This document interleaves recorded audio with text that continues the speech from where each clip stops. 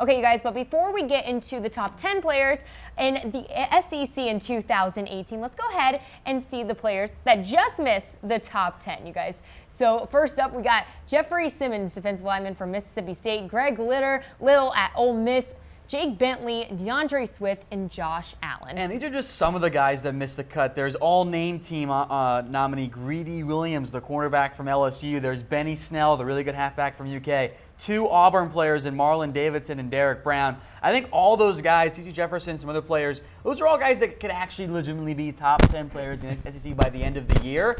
And it was very tough, I think, for me to kind of find a way to trim this down and get it down to just the top 10 because SEC, surprise, surprise, has a lot of really good players. Yeah, I mean, look at Greg Little, Tom. I mean, he could be potentially a top 10 pick in the draft if he has a big year. I'm not sure where the gurus are ranking him for the 2019 draft, but I know he is that kind of talent, a top 3 recruit coming out of high school 2 years ago. And so that's just a name. He can't even crack the top 10. Neither can, some other folks. DeAndre Swift, a lot of people are, saying, oh, he should be a Heisman candidate, not even a top 10 player in the SEC, at least their initial rankings. But all these guys are going to have a lot of opportunities to jump into that top 10 the second they step on the field. And hint, hint, I did go quarterback heavy for the SEC as well. All right, well, let's pop into it. All right, let's take it, you guys, to number 10. We've got A.J. Brown, wide receiver for Ole Miss.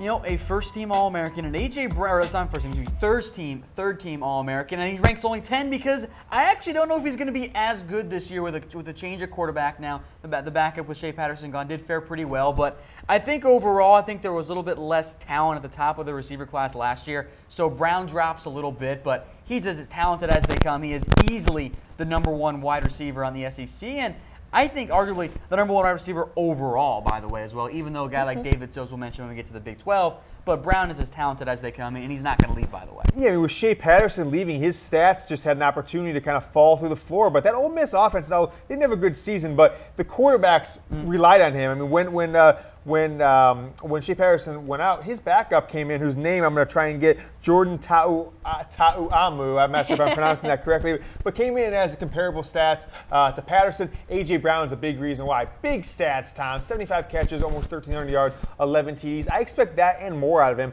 next year. I wouldn't be surprised if he ends up top 5 when all is said and done in 2017. Ta'amu, spelled T-A''AMU. Kind of feels like Texas A&M missed out on the chance there. Like he should have gone there. Like a phenomenal player for them, yeah. All right, guys, let's take it now to number 10. We got Jake Fromm for the Bulldogs. This guy had an outstanding season, an outstanding 2017 season. How can he be even better this upcoming season? I mean, in the end, I think this is going to go down to a lot of the quarterbacks we discussed. Just do more. Like, he was very efficient. He didn't always have to do a ton on offense. He did have quite a few TDs, but the yards really weren't all that high. He typically was kind of more of a only throw it when we have to have you throw it. But I think you'll see Jake Fromm continuously rise in these rankings as we go throughout the year. If he ends up having to do more, remember, Nick Chubb is gone. Sonny Michel is gone. Now Nick Chubb does come back, but now it's up to Jake Fromm to do a little bit more overall for this Georgia football team. Yeah, Tom, he's losing those running backs that really relied on him. I think they protected him because you knew that those guys were going to produce. He didn't have to come out and try and throw for 4,000 yards, 2,600 yards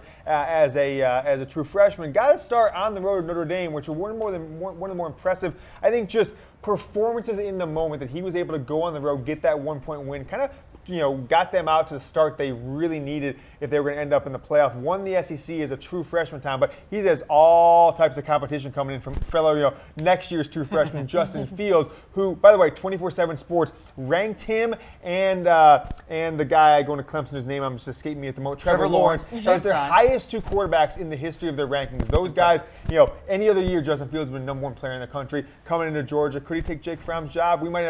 Fromm might be the new Eason. So with Jake Fromm, there's plenty of talent, but now he has to actually do more of that. Okay. Yeah, absolutely. Let's keep it rolling here, you guys. Let's take it to number 8. We've got Nick Fitzgerald, quarterback for Mississippi State. The biggest concern for me is how does he come back from that broken ankle, or I should say dislocated ankle, because that was a really bad injury that he suffered. He is not a great thrower of the football. I think the stats kind of bear that one out. Just under 2,000 yards, 15 TDs, only 11 interceptions there. But he is a dynamic runner. He is as good as they come on the ground as a running quarterback on that front. I love what I've seen out of Fitzgerald on that end. So in terms of NFL talent, Fitzgerald's not a top 10 guy. But in terms of college football playmaking, that's where he does check in as a top 10 player. Well, Tom, so he lost his head coach. I think that knocks him down a little bit for me, at least from that familiarity of Dan Mullen's system that he's thrived in. But he's got Joe Moorhead coming in. What is Moorhead going to do with Fitzgerald? We saw what he did with Trace McSorley. We saw what he did with Saquon Barkley. And from that perspective, I think Nick Fitzgerald could have a huge year under this new Mississippi staff or offense with Joe Moorhead. So from that being said, I look for Nick Fitzgerald to be a big-time player in 2018 under Joe Moorhead's offense at Mississippi State. Okay, well, there you go. Nick Fitzgerald coming in at number 8 on our top SEC players for 2018. Let's keep it rolling. Next up, you guys, we've got Jonah Williams, offensive tackle for Alabama. James, 6'5", 301 pounds, first team All-American. I mean, not as huge big guy. Not as big as I would have expected, honestly, to be an Alabama, All-American level What do they feed him? Offensive tackle. So, I mean, this guy is going to anchor one of the better lines in the country in 2018, an Alabama line that is protecting quarterbacks as good as anybody, but then also opening up holes for running backs, like something we haven't seen in college football history. The level of running back talent that they're funneling through this program, it all starts up front with guys like Jonah Williams. He's going to have a big year this year. Jordan, I expect him third-team All-American in 2017. He is going to be a first-team All-American in 2018 and get another first-team All-SEC nominee as well. And he'll probably be a first-round pick in the NFL draft, too. Oh, most definitely. All right, let's take it, you guys, to number 6. We've got Montez Sweat, defensive end for Mississippi State.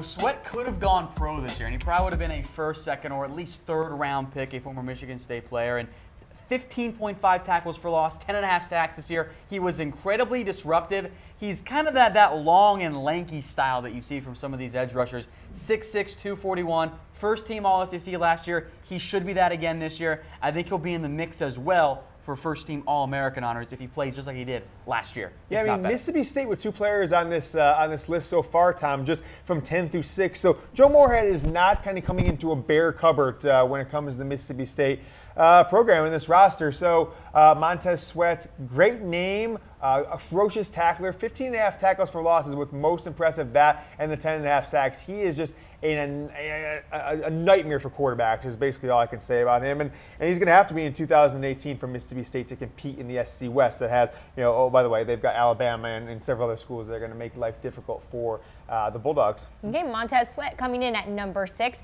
Moving on, you guys, at number 5, we've got Jarrett Stidham, quarterback for Auburn. Now, I was actually a little surprised he was the All-SEC second-team quarterback because I like Jarrett Stidham, but his numbers aren't that eye-popping. And I know you got Nick Fitzgerald, who's more of a runner, and Jake Fromm, who didn't have to do a whole lot for Auburn. But I do like Stidham, but I think that we're getting a little too fast here on the hype train right now because he's talented, but I am still snake-bitten by one Jeremy Johnson, who was a complete and utter bust as Auburn quarterback. Yeah, well, Jeremy Johnson came back. People were calling him a Heisman Trophy candidate a few years back, Tom, when he had basically done very little. So Stidham has all the accolades coming out of high school. I think him in the Baylor system would have been interesting to see under the Bryles family, Art and Kendall, with that more air raid offense. But Stidham to come in, get all SEC second team in his first year, playing in that system. I am really super excited to see what he can do. He had Auburn right on the cusp of the playoffs. They beat Georgia. They are in the playoff as a 2-loss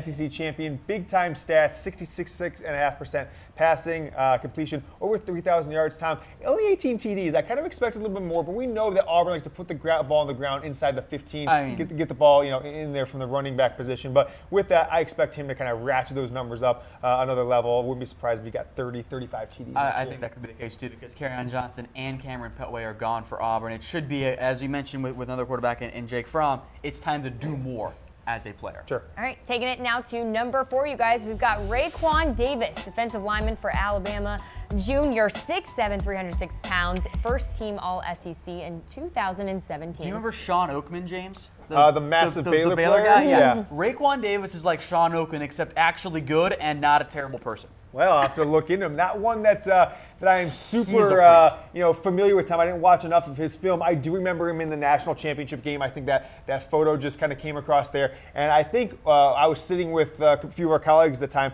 and we were all like, who the hell is this guy? Running running all over the field, looking like maybe a tight end, but he's a massive defensive lineman. So amazing athletic ability. Time 6'7", 300+ pounds. I don't know how you block this guy. I honestly don't know how it's possible. If he doesn't get double-digit sacks in 2018, surprising. Let's just say that. Meet the next great Alabama defensive line. We've had guys like Jonathan Allen come out. Davis is just as good as those.